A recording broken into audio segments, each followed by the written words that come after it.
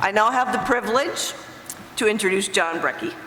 John is the Vice President and Chief Power Supply Officer at Great River Energy. He brings extensive leadership abilities to GRE and is responsible for overseeing power supply operations and contributing to the organization's strategic objectives within the energy sector, which is no small challenge these days. Please help me in welcoming John.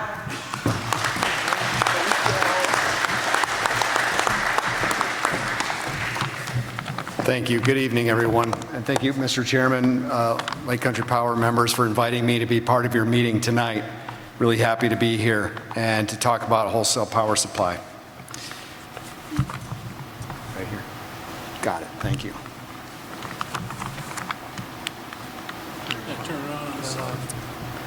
It has an on switch. There we go. There you go. Great River Energy was formed by electric distribution cooperatives like Lake Country Power, and they're shown on this map.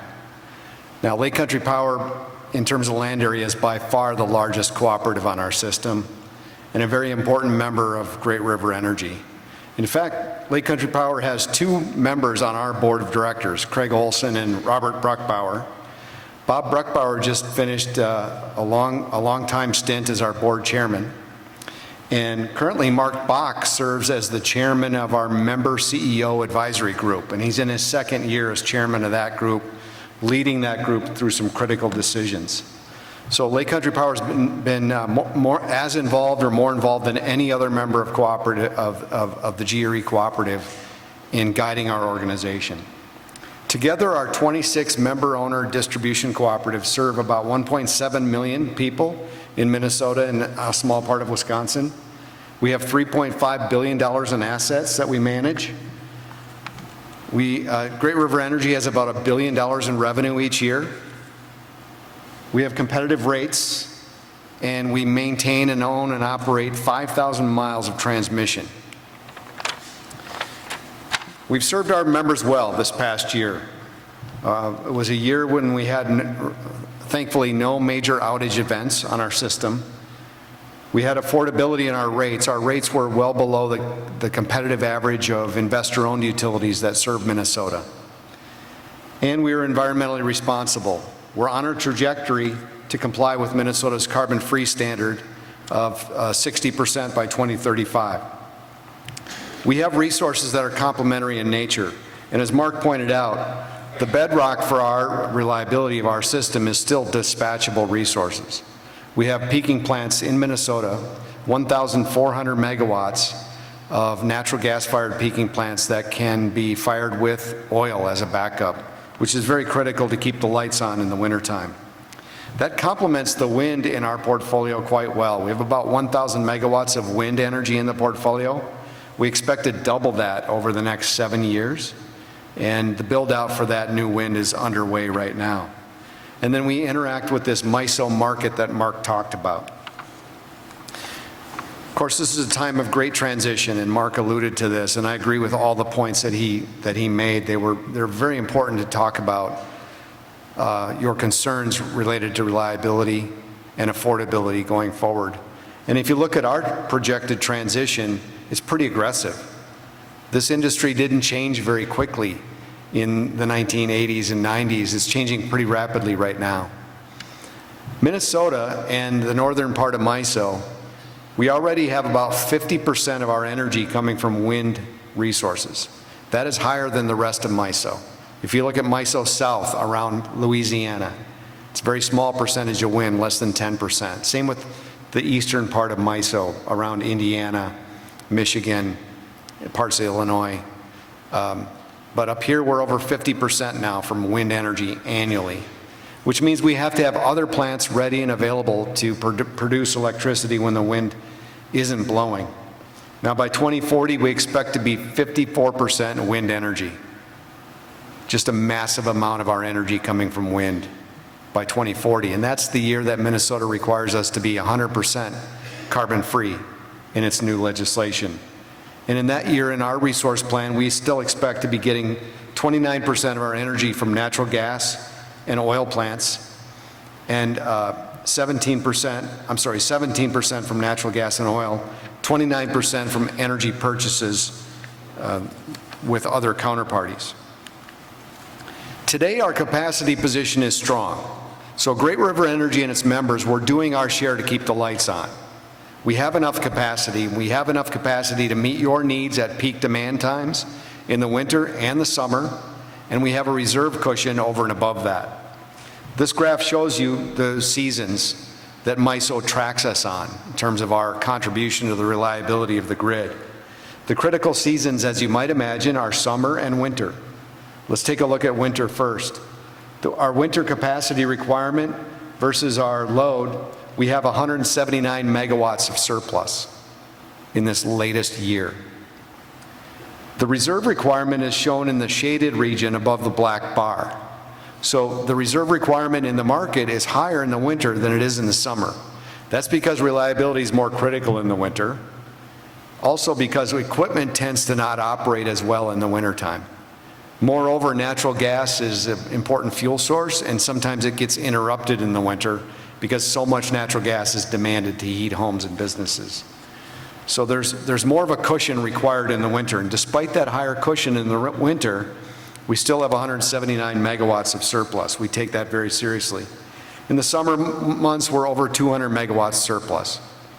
Now, if you look at our surplus position on capacity, that about equates with our load management capabilities. So our demand side management programs, the EnergyWise programs that our member cooperatives have delivered and developed, that is a huge contributing factor to our strong reliability position and a very important asset for us going forward. Now, why are we focused in the north on wind energy and not so much on solar? It may seem obvious, but it goes beyond the obvious. So it's windy a lot of the time. And obviously it's never sunny at night, but it can be windy at night, right? So when you put up a wind installation versus a solar installation of the same number of megawatts, in the summertime, you're going to get pretty good output from the solar, but in the wintertime, you get almost nothing, almost zero. Well, this graph shows you the wind energy production throughout the year. The months are shown at the bottom on the x-axis. And then we show the gas price forecast that we deal with. As Mark pointed out, gas provides a great amount of electricity to MISO, over 30% annually. There's a nice relationship between wind energy output seasonally and gas prices. So it gives us a nice hedge against what's going on in the market in terms of gas prices that we have to purchase to operate our power plants. Wind is light and variable in the summer. It produces less energy in the summer. Well, that's when gas is cheap, abundant, available. We can operate in our power plants. We can count on it. So less wind, but gas is abundant. In the wintertime, natural gas can be constrained. It can be expensive. It can be interrupted at power plants.